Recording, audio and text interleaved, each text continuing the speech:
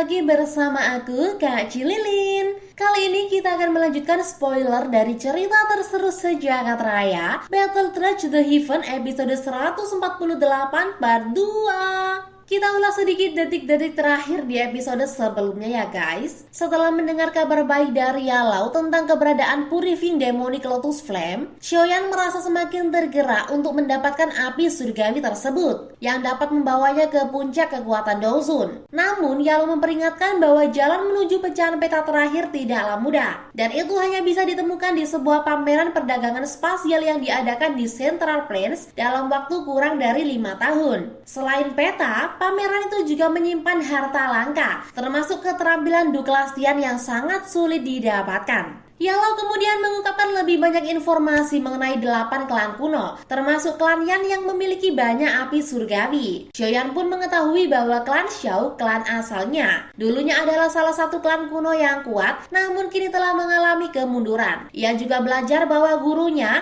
Yalau, adalah mantan anggota klan Yao, yang dibuang karena garis keturunan Daudinya tidak cukup kuat. Akhirnya, Yalau memberikan undangan untuk menghadiri upacara kedewasaan klan Gu yang sangat bergengsi. Xiaoyan tahu bahwa ini adalah kesempatan untuk mendekati Sunner dan membuktikan dirinya. Yalau juga menyarankan Xiaoyan untuk membawa Tian Hao Zunzi dan dokter peri kecil dalam perjalanan ini. Dalam masa tunggu sebelum berangkat, Xiaoyan fokus menguatkan jiwa dan kekuatan spiritualnya. Karena ia sadar bahwa untuk bersaing dengan klan-klan besar, ia harus meningkatkan keduanya secara seimbang. Dengan tekad yang semakin bulat, Xiaoyan bersiap menghadapi tantangan yang lebih besar, memegang undangan batu Gio hitam itu sebagai simbol harapannya. Nah, udah siap ya guys? Biar tidak berlama-lama, kita langsung saja gaskan kelanjutan ceritanya. Cerita pun berlanjut di mana Xiaoyan memutuskan untuk lebih dulu meningkatkan kekuatan spiritualnya sebelum berangkat menuju klan Gu. Xiaoyan mengepalkan tangannya seperti teringat akan sesuatu yang sangat penting. Dari genggamannya perlahan muncul sebuah gulungan kuno berwarna kuning gelap yang menandakan usianya yang sangat tua. Begitu ia membuka gulungan tersebut, tak tampak satupun karakter yang tertulis di permukaannya. Namun Xiaoyan tidak terkejut. Dengan tenang, ia mulai mengerahkan kekuatan spiritualnya yang terasa mengalir halus di antara alisnya dan mulai menyelimuti gulungan itu dengan cermat. Begitu kekuatan spiritualnya menyentuh permukaan gulungan, riak tak kasat mata menyebar, dan informasi segera mengalir ke dalam pikirannya, membentuk karakter besar misterius yang terukir di dalam kesadarannya. Setelah mempelajari lebih jauh, Xiaoyan menyadari bahwa ini adalah sebuah metode pelatihan jiwa yang sangat hebat. Dikenal dengan nama Great Single Soul Kill, skill jiwa tunggal yang agung. Metode pelatihan ini adalah hadiah yang ia terima saat menjadi juara di Pil Gathering. Meskipun telah mempelajarinya sebelumnya, Xiaoyan baru sekarang merasa perlu untuk benar-benar melatih diri menggunakan teknik tersebut, terutama dengan perjalanan ke alam Gu yang akan penuh dengan bahaya. Yalau yang juga pernah mempelajari metode ini memberikan penilaian yang cukup baik. Dan setelah mempertimbangkan kualitas teknik ini yang jelas lebih unggul dari pelatihan jiwa yang ada di era sekarang, Xiaoyan merasa yakin untuk memulai. Dengan mata tertutup, ia tenggelam dalam latihan itu, memusatkan pikirannya pada setiap aspek dari teknik ini. Waktu berlalu cukup lama sebelum akhirnya ia membuka matanya kembali. Keajaiban yang dia rasakan, betapa metode ini tidak hanya mengasah jiwa, tetapi juga mengubah cara pandangan terhadap kekuatan spiritual. Ketekunan dan fokus Xiaoyan membuahkan hasil yang memuaskan. Sensasi yang muncul seolah-olah ia menembus awan gelap untuk melihat bulan yang terang. Meningkatnya penguasaan terhadap teknik tersebut membuatnya sadar bahwa ia telah memasuki jalur pelatihan yang benar. Saat kekuatan spiritualnya mulai berkembang, dengan sensasi mati rasa samar muncul di antara alisnya. Disusul dengan tarikan tak biasa, udara di sekitarnya bergetar, dan serpihan kekuatan spiritual setelah tersedot masuk ke dalam alisnya menghasilkan efek yang jauh melampaui ekspektasi Xiaoyan. Dalam hati ia tersenyum puas, menyadari bahwa metode ini yang berasal dari zaman kuno adalah salah satu alasan mengapa alkemis zaman dahulu bisa mencapai puncak kejayaan mereka. Sambil mendalamkan latihan, Xiaoyan menyadari bahwa ia kini bisa melangkah lebih jauh ke tingkat jiwa menengah yang akan sangat bermanfaat untuk meningkatkan kualitas pil yang ia buat. Namun tidak hanya pelatihan jiwa yang menjadi fokusnya, sebuah gulungan merah terang muncul di tangan Xiaoyan membawa gelombang energi api yang membumbung tinggi. Gulungan ini adalah sesuatu yang dulu diberikan oleh seorang dosen di masa lalu, namun telah lama ia abaikan. Teknik yang tertera dalam gulungan itu adalah Earth Resolve Flame, sebuah teknik tingkat tinggi yang memanfaatkan tanah dan gas panas untuk menciptakan serangan yang mematikan. Keunikan teknik ini terletak pada keheningan dan kesunyian serangannya yang membuatnya sulit dideteksi oleh lawan. Xiaoyan tahu bahwa ini adalah senjata yang sangat berpotensi, terutama dengan kekuatan api surgawi yang mengalir dalam tubuhnya. Menggunakan kekuatan api tersebut untuk memperkuat teknik ini bisa memberi dampak yang luar biasa. Tak butuh waktu lama bagi Xiaoyan untuk memutuskan bahwa ia akan menguasai teknik ini, memperdalam pemahamannya tentang metode tersebut dan memperluas kemampuannya dalam bertarung. Hari demi hari berlalu, dan Xiaoyan terus berlatih tanpa henti, bahkan melupakan waktu makan dan tidur. Ia tenggelam dalam dunia pelatihan hingga tiba pada hari ke-8, saat ia merasakan aura yang sangat familiar memasuki inderanya. Dengan cepat ia mengenali aura itu. Itu adalah aura dari dokter peri kecil. Dan apa yang membuatnya terkejut adalah bagaimana aura tersebut telah berkembang pesat. Dokter peri kecil kini berdiri di hadapannya dengan senyum lembut di wajahnya. Rambutnya yang putih telah kembali hitam, terurai panjang seperti air terjun. Selain itu, simbol keabu-abuan di dahinya kini tampak lebih jelas, menunjukkan keberhasilannya menyegel racun dalam tubuhnya dengan teknik yang diberikan oleh seorang tetua. Dokter peri kecil menjelaskan bahwa berkat metode yang diberikan oleh tetua tersebut, racun dalam tubuhnya telah terkondensasi, memberi kekuatan luar biasa yang bahkan melebihi Tian Zunzi. Dengan perkembangan kekuatan ini, dokter peri kecil kini telah mencapai tingkat bintang 7 dozun. Sebuah pencapaian luar biasa yang bahkan mengejutkan Xiaoyan. Terlepas dari rasa heran dan kagumnya, Xiaoyan merasa senang. Meningkatnya kekuatan teman-temannya justru memperkuat dirinya karena perjalanan mereka akan semakin menantang. Setelah beberapa hari persiapan, mereka pun memutuskan untuk segera berangkat ke alam Gu. Tanpa memberitahu banyak orang kecuali Yalau dan beberapa orang terdekat, Xiaoyan dan rombongannya meninggalkan pavilion bintang jatuh. Mereka menuju wilayah timur menuju kota suci Gu, pintu gerbang menuju alam Gu, yang terkenal sangat dijaga oleh ahli dari klan Gu. Perjalanan mereka menggunakan lubang cacing, namun begitu mereka mendekati wilayah timur, mereka menyadari bahwa banyak ahli juga menuju kota suci Gu, menunjukkan betapa pentingnya tujuan mereka. Saat akhirnya mereka tiba di sebuah dataran luas yang dipenuhi rerumputan hijau, mereka menemukan sebuah alun-alun batu raksasa yang menjulang megah. Di tempat ini berbagai sosok terbang dan mendarat dengan anggun, memberi kesan tempat ini penuh dengan individu-individu kuat. Xiaoyan tidak bisa menahan rasa takjubnya melihat kekuatan yang berkumpul di sini,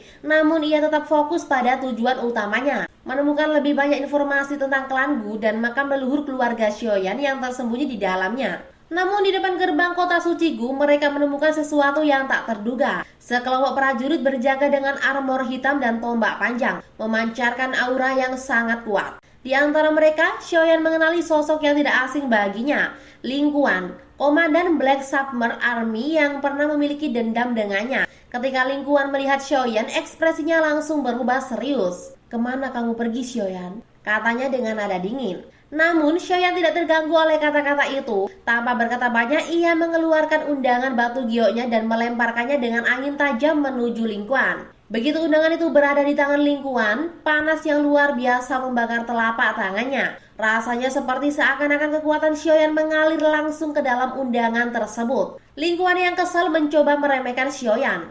Namun hanya dalam sekejap, undangan itu sudah kembali ke tangan Xiaoyan, memalukan Ling Quan di depan para penjaga.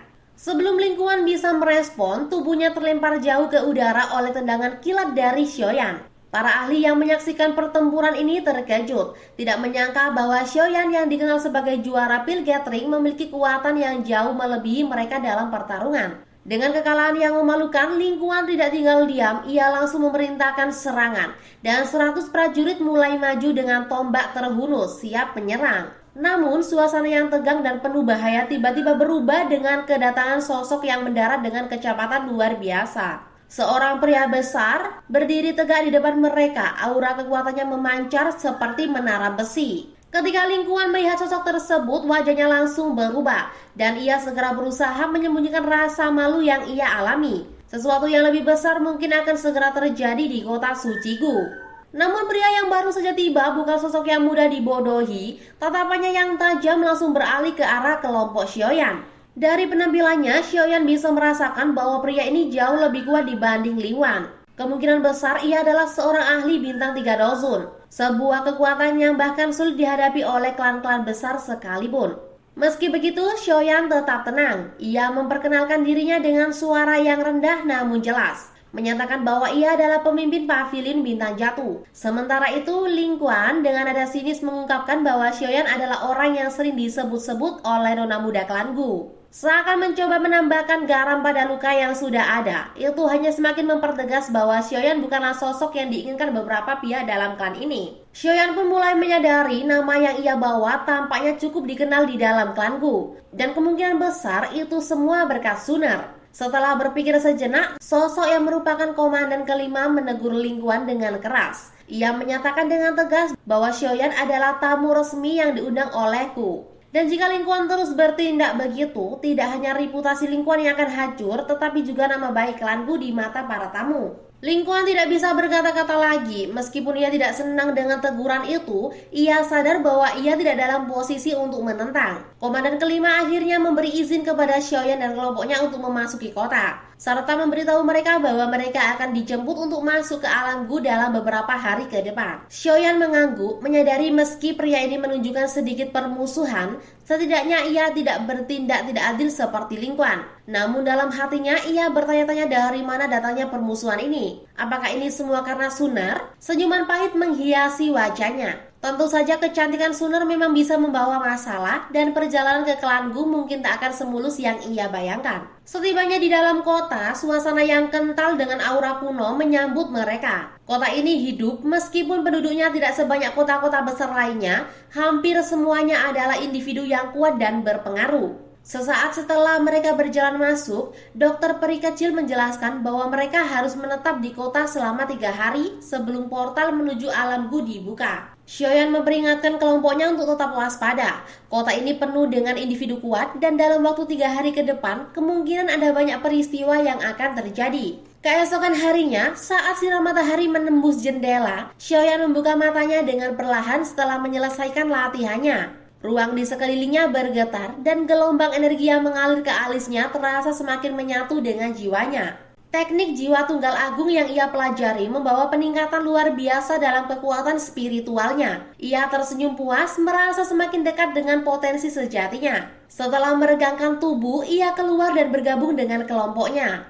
Mereka memutuskan untuk berjalan-jalan di kota, menyaksikan para ahli dari berbagai penjuru berkeliling. Saat tiba di sebuah toko anggur besar, mereka berhenti untuk beristirahat. Di tengah keramaian, 2 ahli dozun bintang 6 sedang bertarung di atas platform batu, membuat semua orang yang menyaksikan terkesima oleh kecepatan mereka. Namun, Xiaoyan tidak begitu tertarik pada pertarungan itu. Ia lebih tertarik pada percakapan dengan dokter peri kecil mengenai Black Summer Army, kelompok prajurit elit dari klan-klan Gu. Dokter peri kecil menjelaskan bahwa Black Summer Army adalah pasukan elit yang hanya menerima individu dengan kemampuan luar biasa dan kesetiaan mutlak. Peringkatnya sangat ketat dan hanya mereka yang memenuhi syarat yang bisa bertahan di dalamnya. Xiaoyan mencerna informasi itu. Ia tahu bahwa pasukan ini bukanlah kelompok yang mudah dihadapi, dan itu memberi gambaran yang lebih jelas tentang kekuatan dari dalam klan Gu.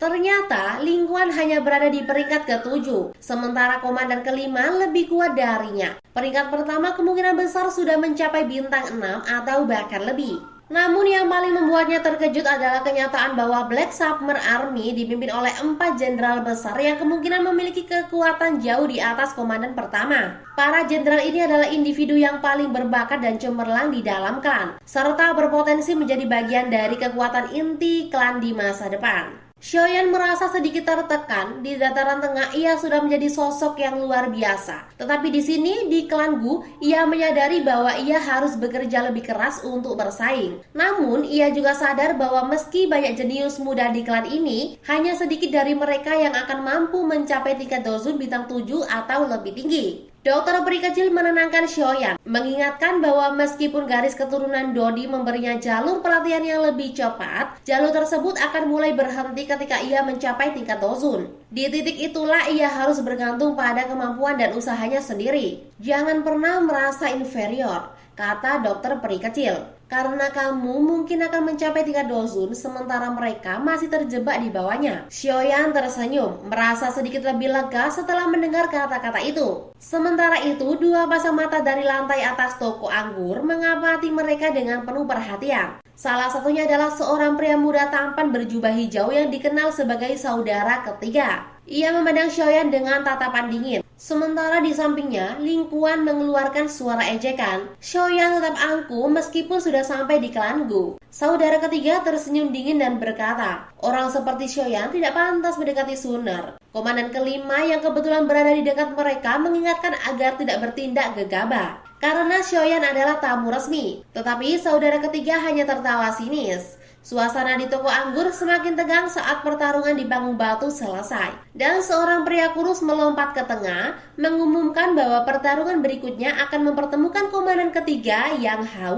dengan Xiao juara pertemuan pil. Xiaoyan yang sedang memegang cangkir teh terkejut. Tiba-tiba ia merasakan getaran di tangannya. Pandangannya tajam, matanya terfokus pada panggung. Ia menyadari bahwa dirinya telah terjebak dalam permainan yang lebih besar dari yang ia kira. Sepertinya tantangan untuknya baru saja dimulai.